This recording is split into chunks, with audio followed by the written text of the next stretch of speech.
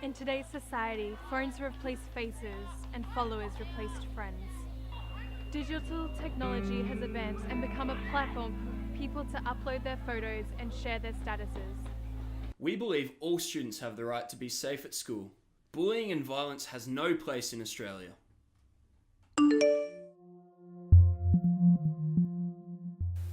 I spend about 2 hours or 3 hours. I spend 3 hours on social media a day, yeah.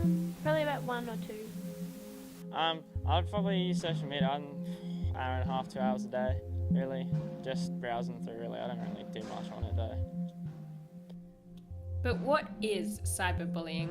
There are many different forms of cyberbullying, such as flaming, using electronic messages with angry, vulgar language; harassment, repeatedly sending nasty, mean, vulgar messages; and denigration, sending or posting gossip and rumours to damage their reputation and relationships. Impersonation, which is pretending to be someone else and sending or posting material to get that person in trouble or danger, or to damage that person's reputation or friendships. Outing, which is sharing someone's secrets or embarrassing information or images online. Trickery, which is talking someone into revealing secrets or embarrassing information, then sharing it online. Exclusion, intentionally and cruelly excluding someone from an online group. Cyberstalking, repeated harassment and denigration that includes threats or creates significant fear. Additionally, 3.196 billion people use social media, and this number grows by 13% year on year. To gain a better understanding, we decided to conduct a survey on Facebook on cyberbullying, and these were the results. The trends in the graph show that majority of people have a social media account. In addition, this gave us the ability to acquire information on the subject of cyberbullying. The question, when you see someone being bullied, what do you do? 71% of people said they would stand up for the person. 11% said they would walk away and pretend they didn't see. 14% said they would punch the bully, and 4% said they would run and tell a teacher. The question, if you are being cyberbullied, do you?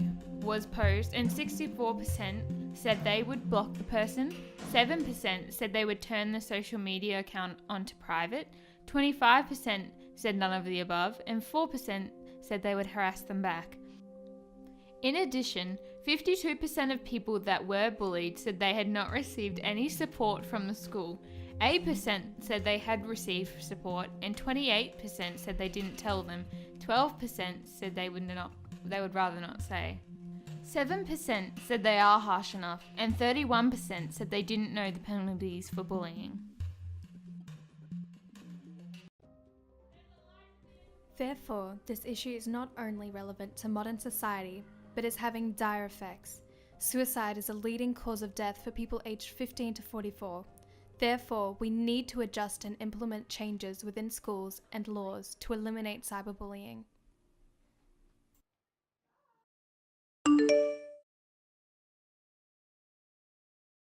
I do. I think definitely there should be stricter penalties, even for minors, simply because there's a belief out there that if you're under a certain age that you can get away with it and not worry about the consequences of going online and giving someone a hard time through the social media.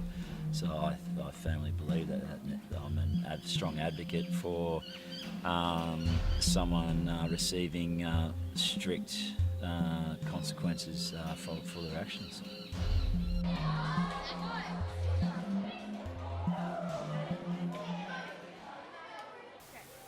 We are now going to interview Police Officer Matt Thornton to elaborate on the subject. What do you say to people who don't believe that cyberbullying is an issue? They're dreaming. It's one of the biggest things facing our youth today. Because in the olden days, back in my day, when we had bullying, it was at school, and it stayed at school. Maybe after school, if you met your mate, you met these people somewhere. Yep. But cyberbullying, we now live in a digital age, in a digital era, where it happens all the time, and everyone's glued to their phone, so it continues. It's going to go on forever, and we can't put our heads in the sand anymore and say it doesn't exist. What are the current consequences for cyberbullying and how are they changing? So currently, pre-2018, we haven't really had a bullying charge or a way to enforce it. We've had to use other enforcement actions, such as the Commonwealth Criminal Code for using a telecommunications carrier to harass and threaten and menace. The current Queensland Government is looking at legislation to allow us to charge with specific offence of cyberbullying. We're seeing too many young people dying as a result of it, and the e-commerce chairman has recently spoken about this entire thing, wanting to do something like that, getting the message out that it's okay, you need to tell us, we need to investigate it, and we need to have an offence specific to that. Because bullying itself there's no such thing as an offence for bullying, but everyone knows what it is. So there are changes afoot for the government to do what they need to do to make it law. Yeah. What steps should someone take if they feel they were being cyberbullied? Like I said before, I think it's opening up the conversation, excuse me, and starting with your parents. Talk to your parents or your significant role model. If it's not a parent, I suggest parents first, but if you think you're being bullied, you need to talk to someone. Find someone, parents, mum, dad, grandparents, teachers, but someone who understands the environment you're working within. And that's why our Doctor Cop program is so good. We have the ability to talk, understand that, we can talk to me about it if you want to. But it's important that you open a dialogue with someone, because cyberbullying is just so intense. It doesn't stop. It starts at school or wherever you are and continues. And it goes on even when you're asleep. So by opening up the conversation and starting to talk to mum and dad, and that's your first point of call as kids, tell them and then decide from there where you want to go with it. Ultimately, it's to the police is where it should end, and we can deal with it and investigate it and see where it goes. I think that's important, but we need to have these conversations.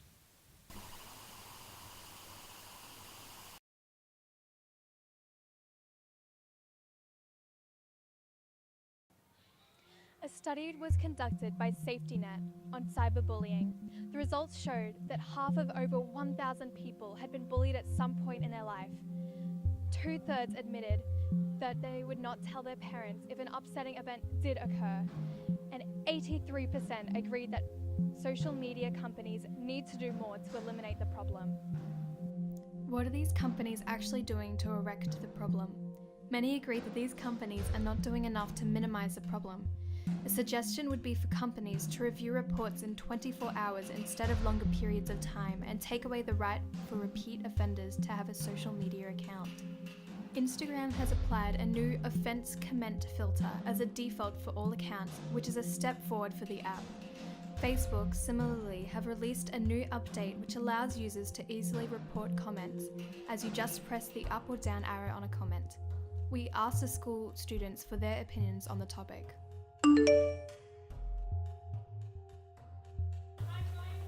I personally think that they could be doing like a better job filtering like mean comments. Maybe finding like comments with like swear words. Yeah, they swear words, like just delete them or block them, I guess.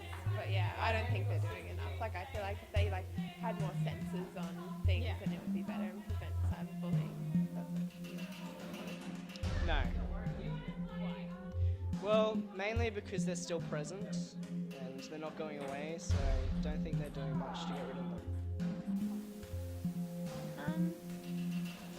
I think they're making a good effort, but I think ultimately it's not really on them whether it happens or not.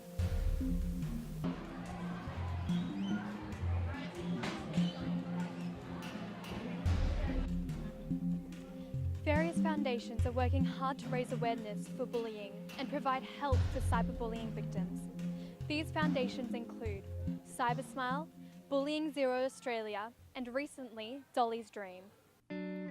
Dolly's Dream was created by the parents of suicide victim Amy Everett. Tick and Kate Everett created Dolly's Dream in remembrance of their daughter who committed suicide following the relentless bullying and harassment. Amy, or also referred to as Dolly, was the face of Akubra and a well-known and loved Australian. Dolly's death shocked the nation. Dolly was only 14 years old. The hashtag Stop Bullying Now and Do It for Dolly were created and circling the internet after her death. We've got to start talking about it, Mr. Everett said. We've got to educate the little kids. We've got to educate the teachers. Everybody is someone's daughter, somebody's son. Nobody deserves to lose them. Dolly's Dream is a charity raising funds for anxiety, bullying, and youth suicide. Malcolm Turnbull released a statement on Facebook in response to Dolly's death, saying that his heart was breaking for Dolly and her family. He also said, Dolly's passing highlights the devastating impact that bullying can have on its victims, and much more work is needed from governments, health groups, and the internet companies themselves to prevent cyberbullying, to stop it when it occurs, and to minimize its impact when it does occur. The picture Dolly drew with the words, "Speak, even if your voice shakes," stirred the nation. This quote holds a powerful message that if you are being bullied, or if you are witness to bullying, that you need to speak up or do something about it. Please come to the service and witness the complete devastation you have created. There needs to be stricter laws and penalties for bullies. Suicide rates are increasing, while the bullies are getting to lead a life penalty-free. This matter needs to be taken seriously. Action must be taken. Too many lives have been lost already. Speak, even if your voice shakes.